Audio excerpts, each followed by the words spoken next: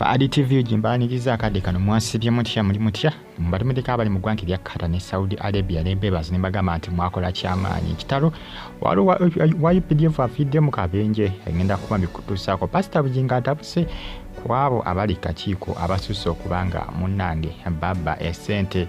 ez'okuzimba Pentagon ajjukira Pastor Bugingo yavudde n'akonfaminga n'agamba nti eyabba obukadde buli bagamba nti 65 nti ajja kuba akwatibwa essaawa yonna era ajja kuba mufuna mu ngalo ze 5 essaawa yonna. Mwasibye mutya abagifollowing abali Uganda mu kibuga ekikulu kye bayita Kampala, abali mu ggwanga erya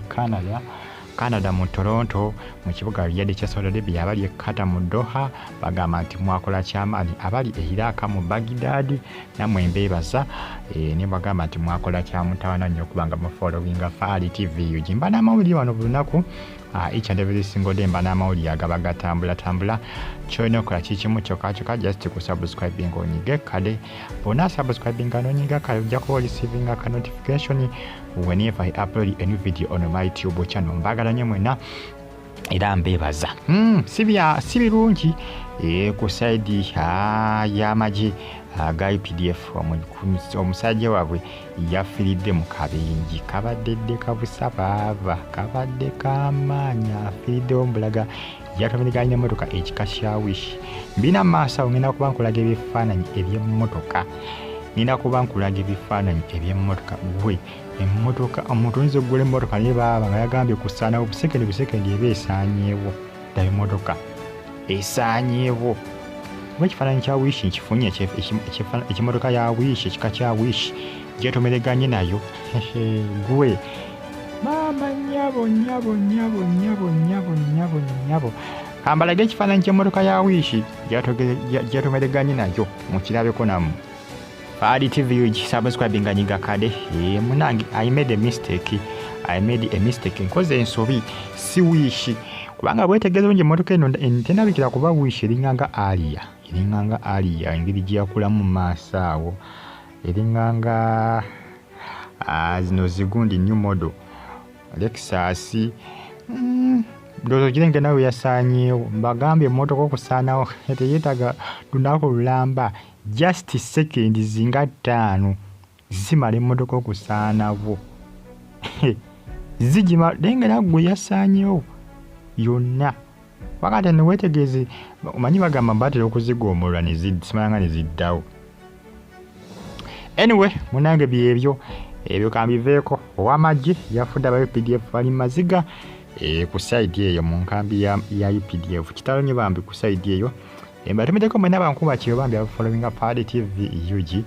nti mwongere kubanga mugifollowinga musubscribing munyige ku kade munaga w'amagye yafiiriddewo ow'emmotoka eno naye bambi yalumiziddwa bya nsusso baaba emmotoka baalisanawo n'ozigaza obulamu kisingako nno kuba bino ebintu bakola bikole kubanga emmotoka yeba esaanye oba osobola okuddamu n'okola ki n'ogiri kugamba n'ogiri oba n'ogizaawo n'ogiri puresinga kankiyite bwentyo n'ogizaawo kaakati obulamu bwo toba tonange gyoza kubanga obukomyawo kubanga buba bugenzi omuntu kasita ofu oba ofudde teri yali afudde n'azuukira okubadde bagamba nti Yesu yafa n'azuukira. Anyway awo simanyi ebyawandiikibwa mu bitabo naye ffe ku bantu kuba oli oli Katonda abamu gwe bakkirizaamu naye ffe nga ffe abantu ffe ab'okunsi tewali yali afudde n'azuukira taliyo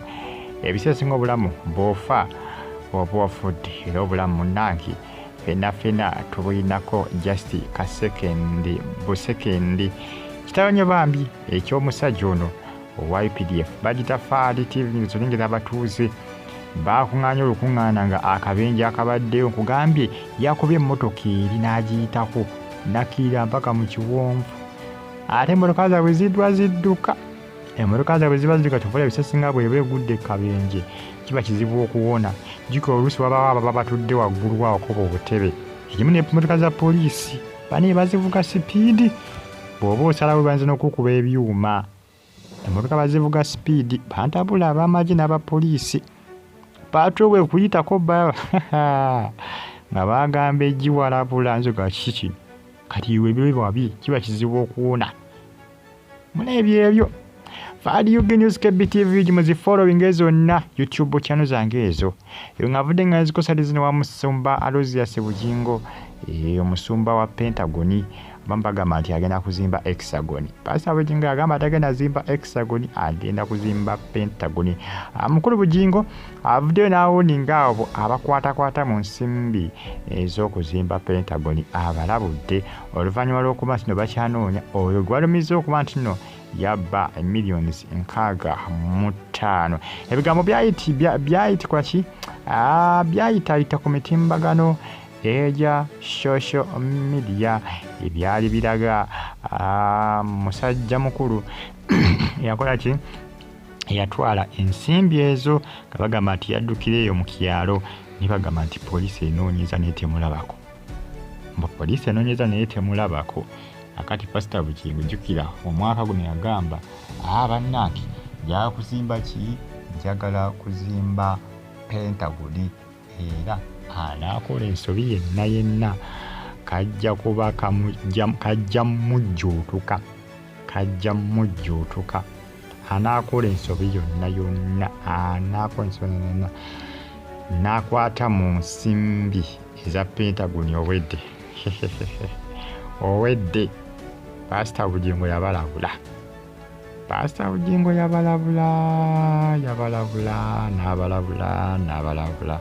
n'abalabula mongere okubanga munfollowinga ate musubscribinga munyige kade mbagamba nti ka comment section wekali awo obubaka buntira mu ka comment section ate osigaye nga ogifollowinga abali mu ggwanga erya Iraq mu Baghdad mbatumiddeko nembagamba nti mwakola kyamaanyi okubanga mwasubscribinga ne munyigane kade nembagamba nti ne ka comment section wekali awo obubaka buntira mu ka comment section ate osigaye nga ogifollowinga kubanga bagita Fadi TV yuji abalabuli nagamba nti gwanakwasaako ebirije gwanamukwasako nakwasaako ebirije kajja kuba kaweddemu ajja kuba kaweddemu still on YouTube platform ojjako ofuna ebisinga ate ebyakabi wali ku KB ziba reviews ezikwatagana ku filimu za romantic amawulire gatambulatambula mu nkambi ya romantic ku KRTV ne KB zifollowing Fadi News gaba mawulire Fadi TV gigaba mawulire nsonga zeezo ebyadera mbwendiga sindi ndozira kale ndiga abamu kakiiko manye ebisinga ne kakiiko okwo bakitagana obeera nga olinako abantu kugamba kiba kizibu n'okufuna omuntu banaye gw'oneesiga sikulimba kuba kati nzijukira Pastor Tom Mugerwa naye alina gwe yali yateeka kakiiko ne bamugwamu nga abba ensimbi atulama n'amuwaayiriza n'agala n'okumusibya kyokka eyabbye nga ate ayagala basiba ate gwabbye Uganda ebiseera ebisinga wa alusi ababali kakiiko nabo olusi tebabanga olusi ensimbi bazikwatamu omukanya kusonda musonda kumbe abali kakiiko akasente bakeza naye nga munange byebyo ebimuko ebitambulatambula kadde kano ku mitimbagano eja social media mwongere okubanga mufollowinga